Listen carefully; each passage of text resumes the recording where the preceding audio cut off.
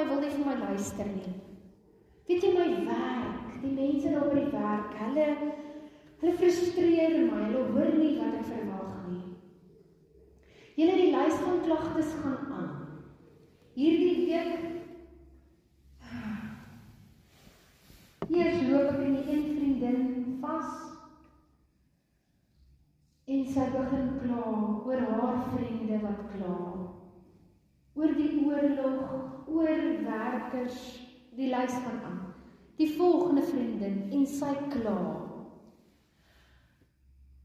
Nog 'n vriendin, en by die derde vriendin, toe besef ek, die Here wil dalk vir my iets sê. Want toe begin ek kla oor al my vriendinne wat kla. En ek besef skielik, waar lê die probleem?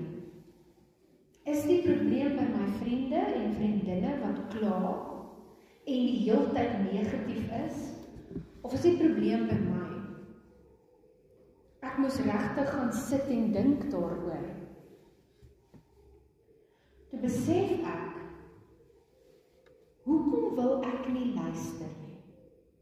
Hoekom is dit vir my moeilik om ewe skielik iemand anders se laste te dra? Is daar 'n rede daarvoor? Want, tog lees ons, en dit is waar ek gekom het by Romeine 15, ons lees hier, wat is ons veronderstel om te doen? Wat moet ons doen met ons naastes? Ons moet hulle dra. Kom ek lees vir ons hier in Romeine 15. Ek lees vir ons Romeine 15 vanaf verse 1 tot en met vers 7. Die voorbeeld van Christus is die heel eerste opskrif waarmee ons te doen kry. Op ons wat sterk is in die geloof, rus die verpligting om die swakhede te verdra van die wat nie sterk is nie. Ons moenie aan onsself dink nie. Elkeen van ons moet aan ons naaste dink en aan wat vir hom goed is en wat hom in die geloof kan opbou. Christus het immers ook nie aan homself gedink nie, inteendeel, dit was met hom soos daar geskrywe staan.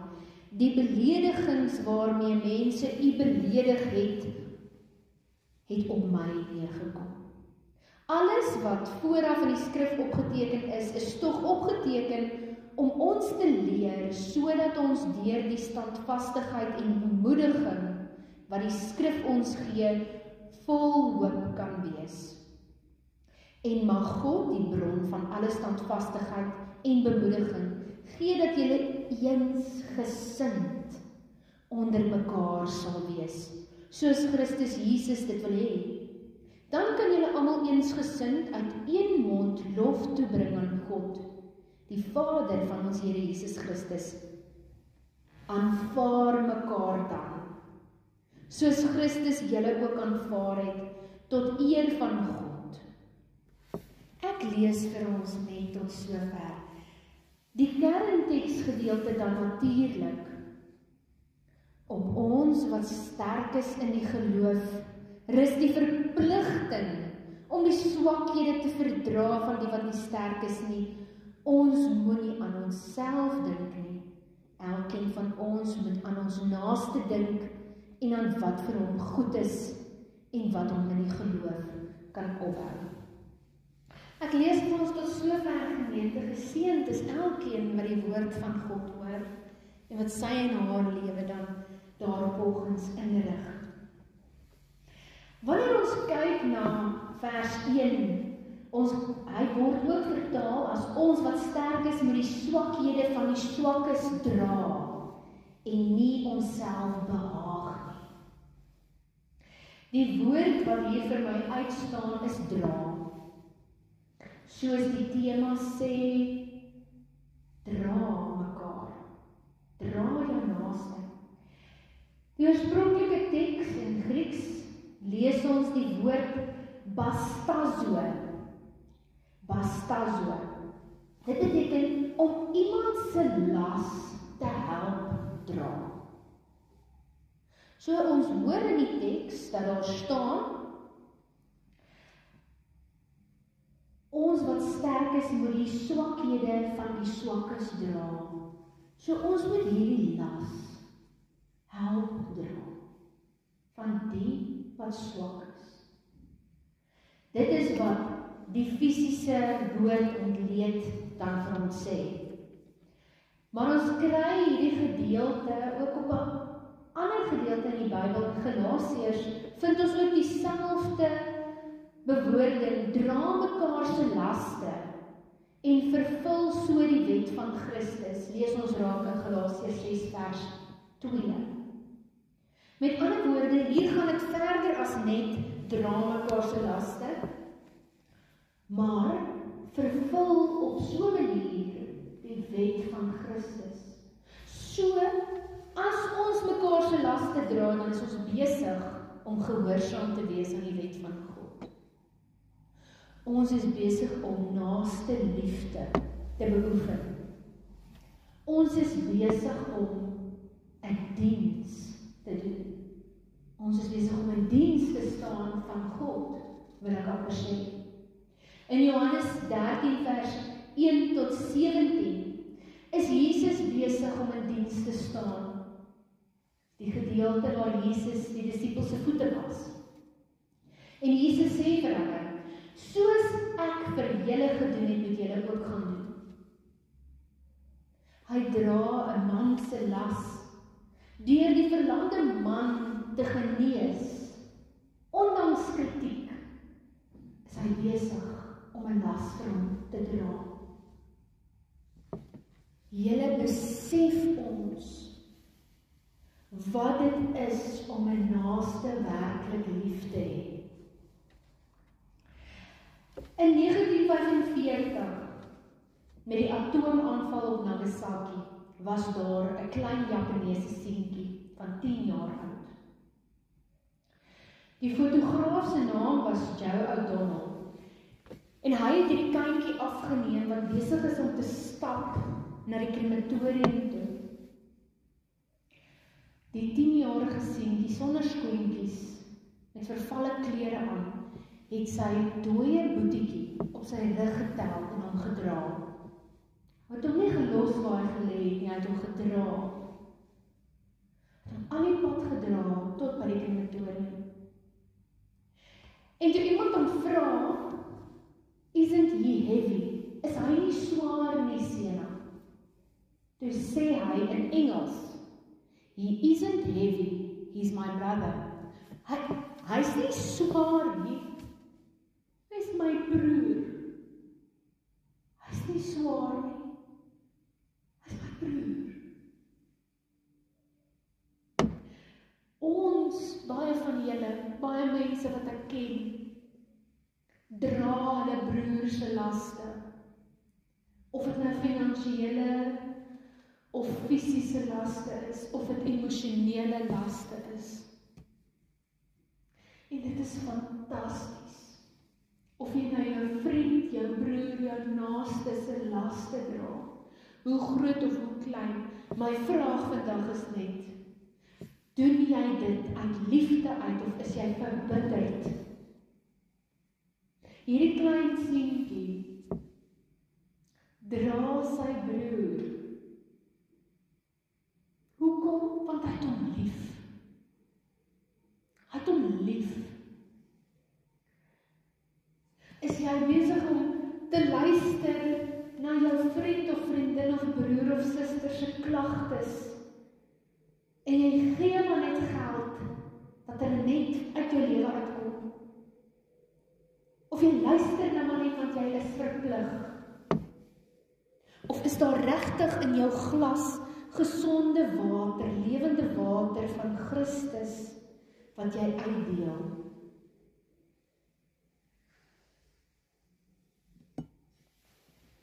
Of doen jy wat jy doen uit bitterheid uit? Uit verpligting uit? Die woord van God sê vir ons, wat sterk is in geloof, rus die verpligting om die swakhede te verdra van die wat nie sterk is nie. Ons moet nie aan onsself dink nie. Elkeen van ons moet aan ons naaste dink en aan wat vir hom goed is en wat hom in geloof kan opbou. Galasiërs 6 vers 2, dra mekaar se laste en vervul so die wet van Christus. Uit liefde uit moet ons mekaar verdra, mekaar se laste dra. Verder lees ons in vers 7, aanvaar mekaar dan. Op watter manier? Soos Christus julle ook aanvaar het, tot eer van God. Proslambano. Dit is die Griekse woord vir aanvaar. Dit impliseer 'n aktiewe verwelkoming. Met ander woorde, hoe moet ons mekaar aanvaar?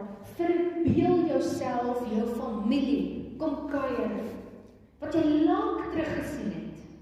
Dis 'n familiebyeenkoms. Wat doen julle met 'n familiebyeenkoms? Kom ek vertel jou wat doen ek. Die tuin word reggemaak, daar word nuwe vetplante geplant, vir die wat nie meer wil lewe nie. Die vensters word gewas, die huis word geskrob en gepolish. Familie kom, ons is opgewonde. Hierdie is 'n aktiewe verwelkoming van die mense wat ek lief het. Hierdie aktiewe verwelkoming is die manier waarop ons mense moet aanvaar. Wanneer daar staan, aanvaar mekaar dan soos Christus julle aanvaar het, dan beteken dit, ons moet aktief, intentioneel hulle verwelkom in ons lewe. Soos wat jy jou eregaste, jou familielede aanvaar en verwelkom. Die wat rook kry 'n spesiale rookhoekie. Ek is lief vir hulle, ek aanvaar hulle soos wat hulle is. Al rook ek nie, gaan maak ek 'n rookhoekie vir hulle. Want ek is lief vir hulle. Ek aanvaar hulle net soos wat hulle is. Met hulle foute en al. Aanvaar ek hulle. Aanvaar ons naaste, het ons hulle werklik lief, verdra ons hulle en dra ons hulle. Selfs die met foute. Selfs die met foute. 'n gevangene met die naam Aaron. Wanneer jy die verhaal van Aaron takke gaan opsoek, dan noem hulle hom die moderne barmhartige Samaritaan.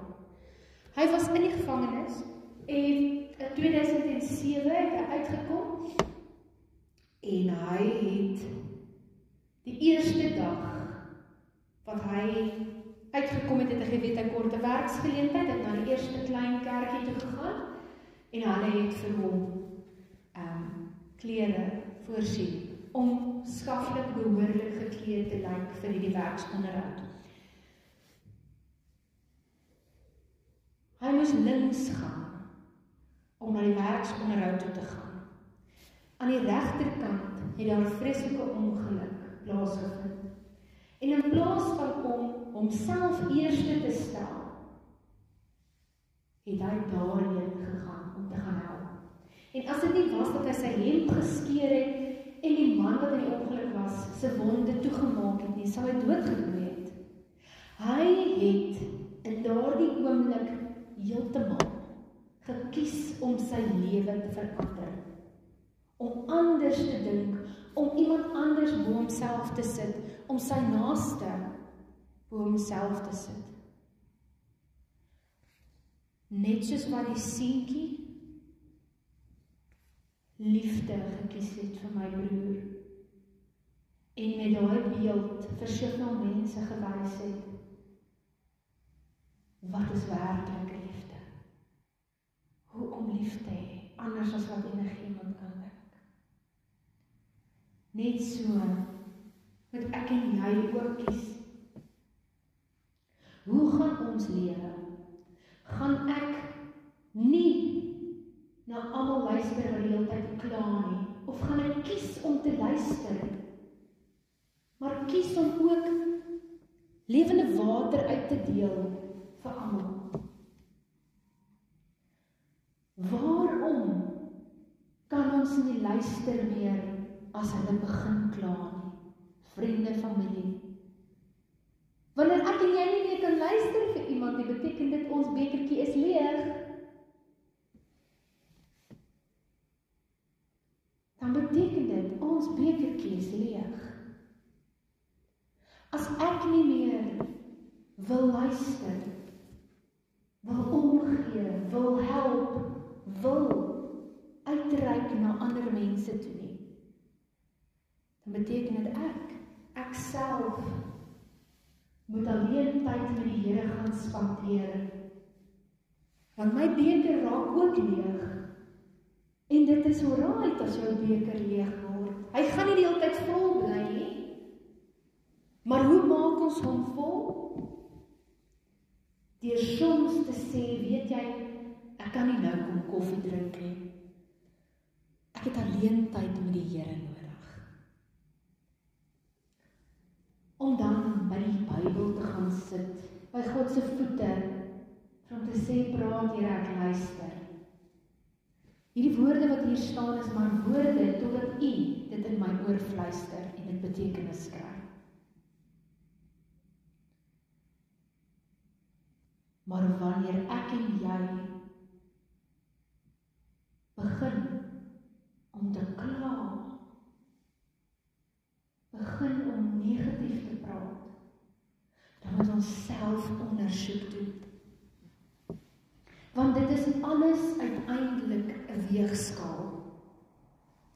Aan die een kant moet dit jou beker wees wat vol bly, en aan die ander kant moet dit die mense wees wat ons voorgeroep word. Dis ons verpligting om die swakhede te verdra, om hulle te aanvaar en hulle laste te help dra wanneer hulle swak is. Om te luister wanneer hulle praat en kla, 'n oor te wees en om dan 'n bietjie water te gee en te sê, kyk hierdie het die Here vir my gesê. Kan ek vir jou bid? Ek dink aan jou. Maar hierdie word leeg. En dan ek balans uit. Dan sê ek balans uit. Dan moet ek weer 'n bietjie meer aandag gee saam met die Here, dat alles in balans kom, dat ek weer kan uitdeel.